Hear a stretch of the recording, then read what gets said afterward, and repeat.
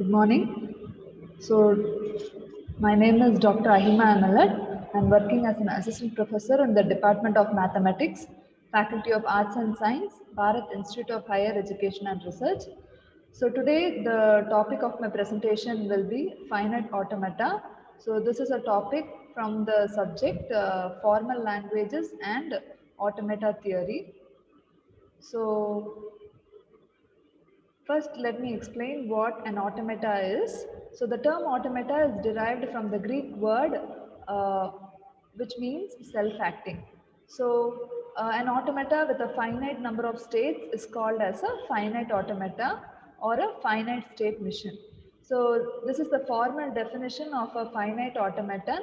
So, an automaton can be represented by a 5-tuple Q sigma delta Q naught comma F, where Q is a finite set of states and sigma is a finite set of symbols called the alphabet of the automaton, and delta is the transition function and Q naught is the initial state from where any input is processed. Uh, Here the initial state will be noted as Q naught, and this belongs to the finite set of states, that is Q. And F is a set of states of Q. So F is contained in the finite set of states. Okay, so it is nothing but the finite automata representations are one is graphical, that is the transition diagram or transition table will be given, and the other one will be the tabular representation where we will be having the transition table, and the final one will be the mathematical representation, that is the transition function or mapping function is given. Okay, so these are the representation of a finite automata, and this is a graphical representation, and these are the features that are involved in the finite automata. So first will be the input, and next will be the states of automata, and then is the output and the relationship between the states and the output relation. So these are the features of the automata. And a finite automata consists of the following. So as I already said, it is similar to an automata, okay, but only that we'll be having a finite set of states. So here Q will be the finite set of states, and sigma will be the set of input symbols, and Q will be the initial state, and F will be the set of final states, and delta is the transition function.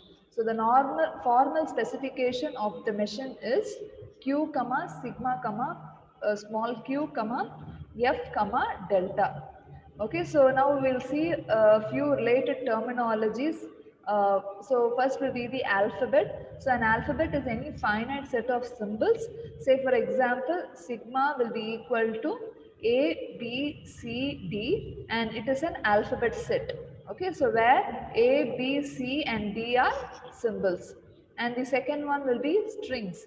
A string is a finite sequence of symbols taken from sigma.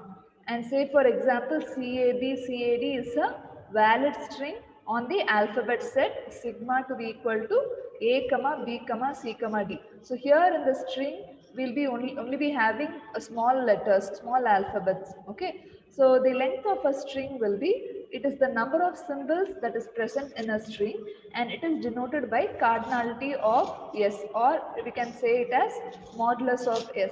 Say for example, if S is equal to CAD, and the modulus of S will be equal to 6, because we are having 6 alphabets here. And the cardinality of S is equal to 0. If it is 0, it is called as an empty string, and we denote it as lambda or epsilon. Okay.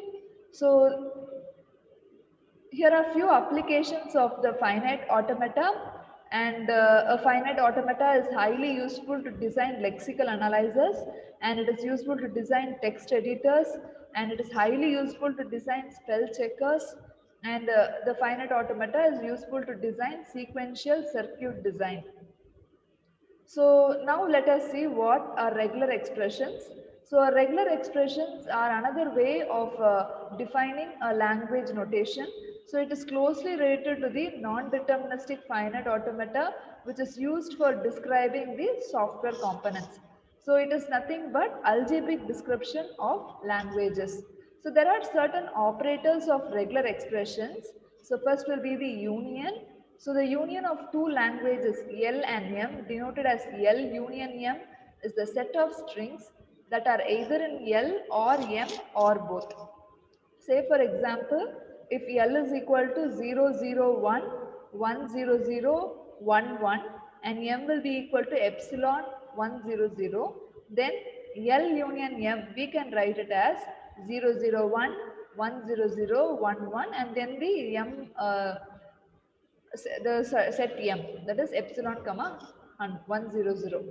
Then we'll be having the concatenation. So the concatenation of languages L and M is the set of strings that can be formed by taking any strings in L and concatenating it with any strings in M. Concatenation means successive, we can label, we can place the strings in the successive manner.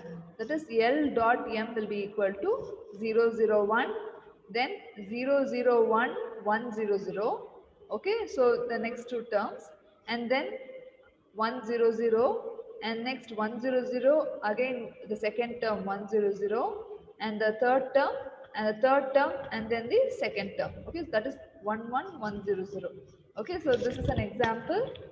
And next third one will be the closure or star or clean closure. We call it, we also call it as a clean closure.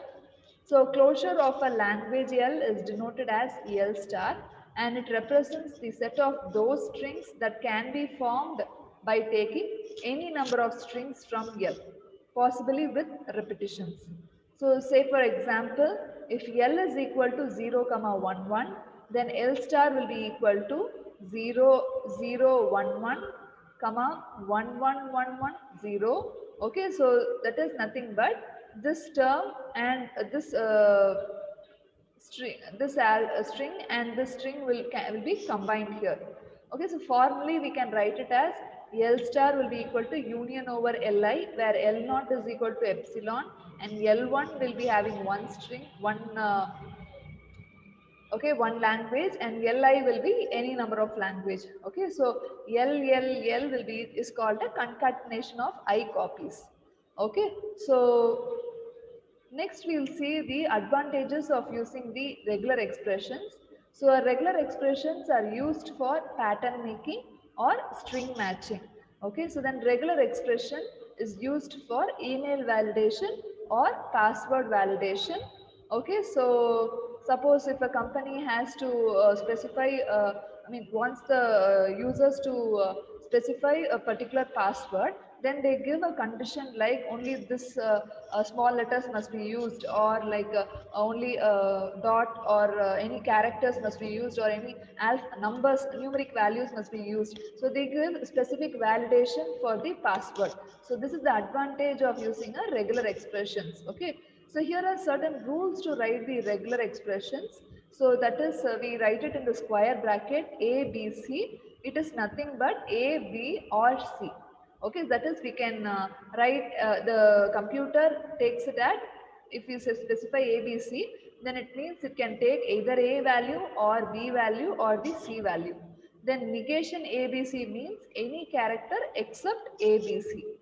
Then the square bracket A to Z means A to Z, and capital A to Z specifies capital A to Z, and A to Z space A, capital A to Z means it takes the values A to Z and capital A to Z. Okay, so then a square bracket 0 to 9 means takes the numeric values 0 to 9.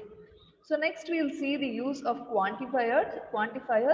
So we use these quantifiers and regular expressions to tell the computer about repetitions. Say for example, the square bracket question mark means it occurs 0 or 1 times, and the square bracket plus means it occurs 1 or more times, and star means it occurs 0 or more times, and here curly brackets n means it occurs n times, and n comma means it occurs n or more times, and y comma z means it occurs at least y times but less than z times. Okay, so these are the certain quantifiers that we'll be using. So next we'll see what a regular expression meta characters are. So meta characters means we need not specify like this. Instead, it is the short form of 0 to 9. The short form will be backslash small d, and negation 0 to 9 means backslash d, and A to Z, capital A to Z space 0 to 9. The short form, that is meta character, will be backslash w, small w, and negation backslash w will be backslash w. That is, those that are not involved in these alphabets or numeric values will be specified with backslash w. So here backslash is called the escape character, and it tells the computer to treat the following characters as search characters for plus and dot. Okay, so now I'll give an example. Suppose we are giving a condition like we have to find a mobile number, and it must start with 8 or 9, and the total digit must be equal to 10. So these are the conditions that you will be giving to the system or computer, and the solution will be like, so we specify it as square bracket 8 or 9, okay, and square bracket 0 to 9. So this means the first digit, it will take any one of these first two digits, and 0 to 9 there will be 10 values. Okay, so there must be we must have the 10 values. Okay, so then 9 is nothing but it has to repeat 9 number of times. Okay, so from 0 to 9, any number of times the particular number can be repeated. So this is the specification here. And next example will be, the first character must be an uppercase, and it must contain lowercase alphabets. Only one digit is allowed in between. Okay, so here as the condition is specified, the first character will be the uppercase. So we denote it as square bracket A to Z, and it contains lowercase alphabets. So we get A to Z, small a to Z, and only one digit is allowed in between. Okay, so that means between these small values we must repeat this 0 to 9. Okay, so the star specifies it has to repeat 0 or n times. That is, this alphabets can repeat 0 or n times. So that is why we are using this star symbol here and here, and in between these two alphabets we must have only one digit only. So, okay, so that is why we are specifying 0 to 9. So it will take any numbers between 0 to any one number between 0 to 9. Okay, so next we see about regular grammars. So it is defined as G to be equal to V, comma T, comma P, comma S, where V is nothing but a non-empty set of variables or non-terminals, and T is a non-empty finite set of terminals, and P will be the non-empty finite set of production, that is either left linear or right linear, and S will be the start symbol that belongs to V. So first let me explain a left linear grammar. So A to BW. So here we'll be specifying the non-terminal to the left hand side of the grammar. So W, that is or the string. So where AB belongs to V, okay, V is the non-empty set of variables or non-terminals, and W is the string of terminals. Okay, then the light linear grammar, A to WB. So since we are specifying the non-terminal on the right hand side, we call it as a right linear grammar. So now let me explain an example of a right linear grammar. So G is a grammar V, comma T, comma P, comma S. So V is the set of non-terminals S, comma A. So here non-terminals will be having only capital letters, and T will be having 0, comma 1. So here we are having numeric values. We can also have small alphabets. Okay, so P will be the production rule. So what is the production rule here? S to 0, 1A, and A to 1S or 1. This is modular symbol. So then 1. So let us derive a string from the grammar S, where S to 0, 1A. Okay, so the first production rule is written as such S to 0, 1A, and instead of A, what we are doing is we are substituting the next production rule, 1S. So instead of A, we are substituting 1S, And again, what we are doing is, instead of yes, we are substituting the first production rule, 0, 1a. Okay, that is what we are writing here. So S2 is 0, 1a. Then finally, the a goes to 1. Okay, so here we get a set of string, and this is a string defined by the grammar or language G is equal to V, comma, T, comma, P, comma, S. Okay, so this is called as a right linear grammar. Next, we'll move on to a regular grammar finite automata. So here, as we already know, regular grammars are used in languages. And why do we use languages? Languages are used to communicate with each other. That is to communicate meaningful words to sentences. So if you take any language, an English language or Tamil language or any language, Hindi or anything, there will be an underlying structure to create strings that can be used to communicate. Say for example, in English we'll be having vowels, that is A, E, I, O, U, and we say that if there is a vowel, we use an and before the word A, E, I, O, U. Okay, so this is a set of grammar. Okay, so this underlying structure we call it as a grammars. So there are in a regular language, in a, DFA, that is deterministic finite automata or non-deterministic finite automata, or epsilon non-deterministic finite automata, we have a set of strings that is accepted by a given finite automata. So that is the language recognized by the finite automata is called as a regular language. So we have an example here. So here W1, ABA, W2 is a specified language here, and it contains an a comma b star. Okay, so W1 preceded by ABA and W2 is succeeded by ABA. As you can see, W1 is preceded, the next term will be ABA. W2 is succeeded, it means the previous term is ABA. Okay, where W1, W2 are any strings. Okay, so here are some regular expressions examples. So if suppose 0 plus 1 0 star, then the regular set will be of this form. Okay, so we define a language using this regular expression as 0, 1, 1, 0. Then 0 plus 1 0 will give 1 0 0, and again adding another 0 we get 1 0 0 0, and so on. Similarly, 0 star 1 0 star means the first term will be 1. So here star represents addition, sorry, multiplication. So 1 comma 0 1, as you can see, 0 1, and then again 1 0, then 0 1 0, then 0 0 1 0, and so on. Okay, so then 0 plus epsilon or into 1 plus epsilon gives epsilon 0 1 0 1. So only these much values, if we don't have a star or plus sign here, so these terms are not repeated, only the given alphabets or epsilon is given in the regular set.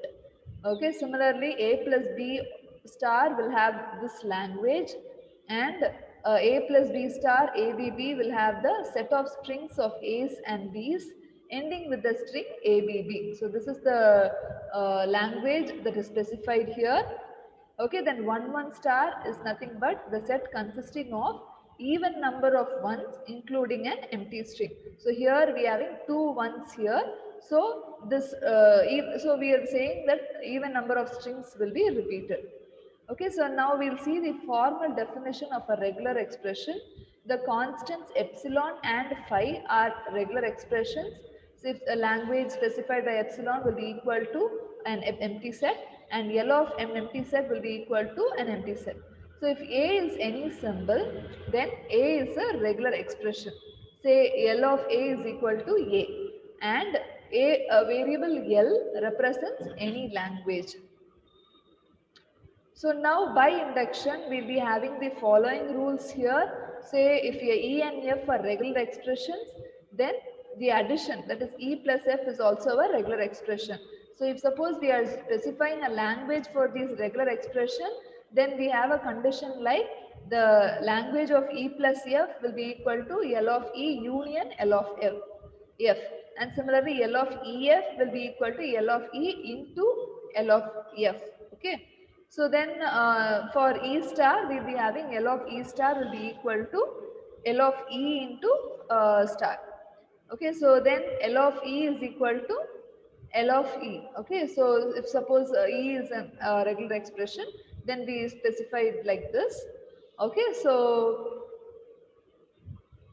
next, we are giving an example by how we are writing a language to a regular expression.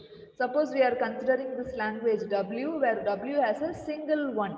Okay, so the regular expression will be of the form 0 star 1 0 star. Okay, then if W, where W has at most a single 1, then means a 0 star plus 0 star 1 0 star. Okay, then W, cardinality of W is divisible by 3, then we will be having 0 plus 1 0 plus 1 0 plus 1 the whole star. Okay, so this is how we convert a language to a regular expression. So, okay, so here is certain rule where to convert the regular expressions to finite automata. The plan of showing the equivalence of 4 different notations for regular languages is as follows. So, a regular expression can be changed to a epsilon NFA, or a DFA can be written into a regular expression, or a NFA, non-deterministic finite automata, can be a DFA, or a DFA can be a epsilon NFA and a NFA.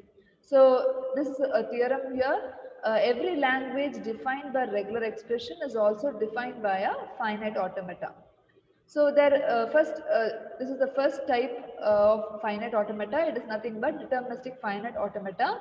So in a DFA, for each input symbol, one can determine the state to which the machine will move. So hence it is called as a deterministic automata.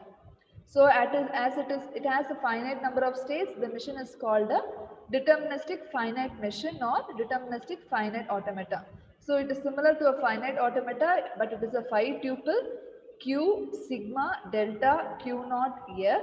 Q is the set of finite states and sigma is the finite set of symbols called alphabets. Delta is the transition function or mapping function, that is delta is mapped from Q to epsilon, Q into sigma to Q, and Q naught will be the initial state and F will be the final state. So the graphical representation of a DFA will be, we call it as a state diagram, and vertices represent the states. The arcs labeled with an input alphabet shows the transitions. The initial state is denoted by an empty single incoming arc, and the final state is indicated by a double circles.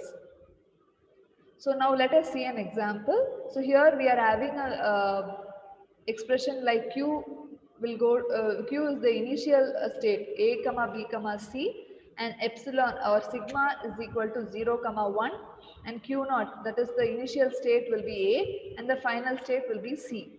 Okay, the transition function, the mapping will be as the present state is AVC, and the next input for and next state for input 0 will be A. Okay, then the next state for input 1 will be B. Okay, so we have a mapping here, and based on this we will be giving the graphical representation. So here the first circle will be A, that is the start initial state A. Okay, so then the next state for input 1 will be, so we specify it 1 as 1, and we move to B, and then from B to, okay, so the final term is C here. Okay, so B to C, as you can see, B to C we have 0. Okay, so we are specifying it as 0, and then C to B. Okay, so as you can see, C to B is 0 here. C to B is 0 here. So we specified as 0, and B to A. As you can see, B to A, it is specified as 1. Okay, then A to A will be having, 0, and C to C, that is C to C will be having 1. Okay, so this is the graphical representation of DFA. Now we will move on to our NDFA. So in particular, if a particular input symbol, the machine can move to any combination of the states in the machine, then it is called as a NDFA. Okay, so it is also a 5-tuple similar to DFA. So where Q is the finite set of states, and sigma is a finite set of symbols called the alphabets, and delta is the transition function where delta is such that is a mapping from q to q into sigma to 2 power q elements. Okay, so here the power set of q into 2q has been taken because there will be any combination of q states. Okay, so Q naught is the initial state from where any input is processed, and F will be the set of final state. Okay, so this is an example here. So we have a string here in the form of cells, and we call this as a tape. And suppose we have a finite control here, and we specify this to be the head. Okay, so we are giving certain inputs called alphabets. Okay, A, L, P, H, A, B, E, T. So the tape is divided into finitely many cells, and each cell contains a symbol in an alphabet sigma.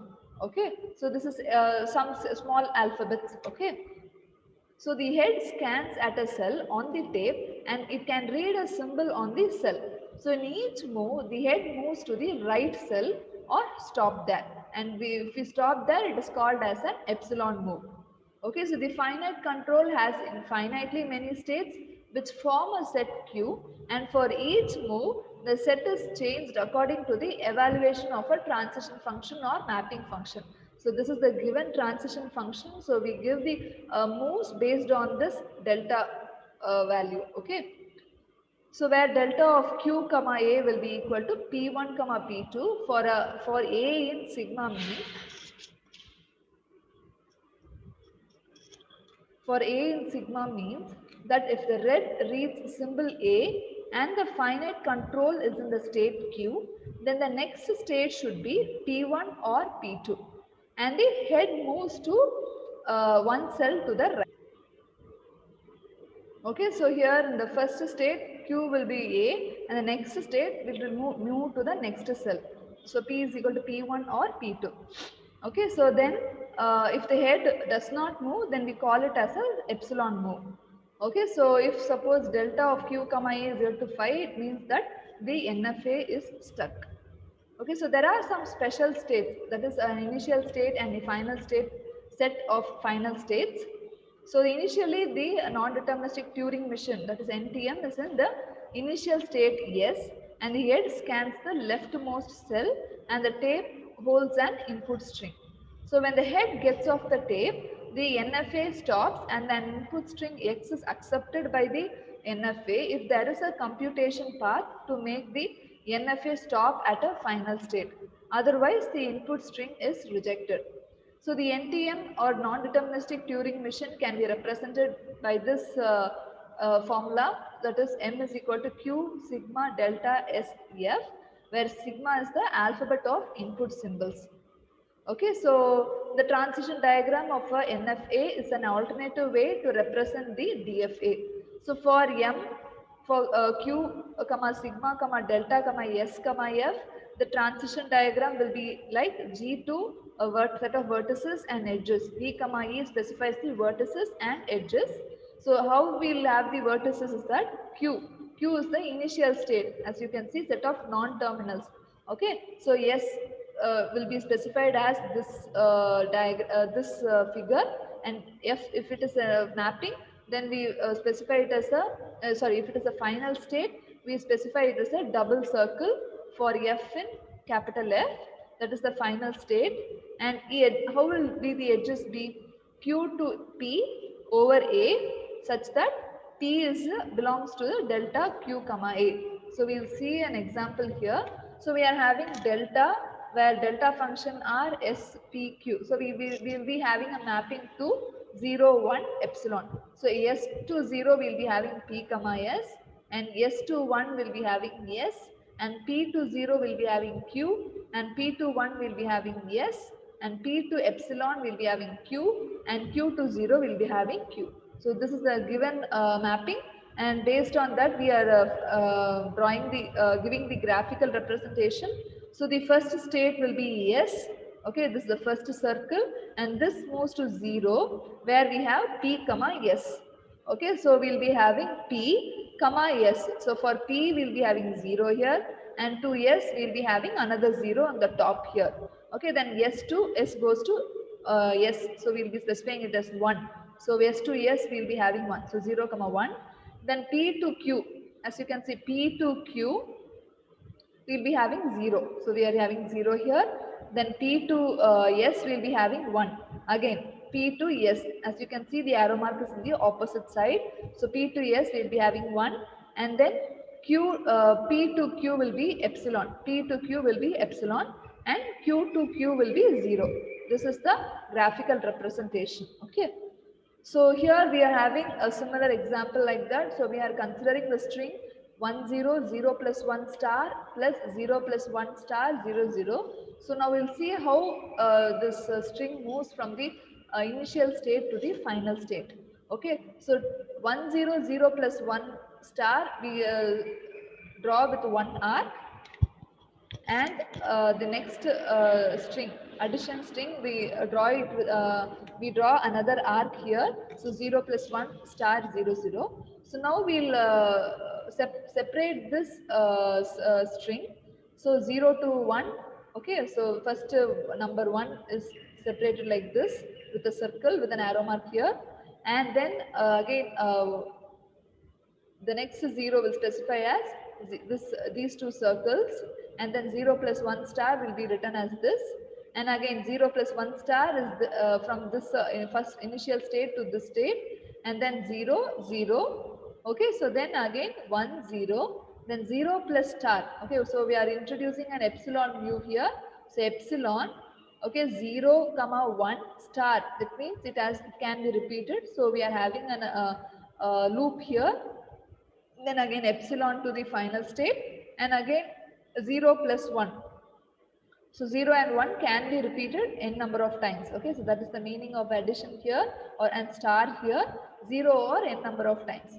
Okay, so then we'll be having an epsilon here, and then again we'll be having an epsilon here. This means that the automata has reached the final state.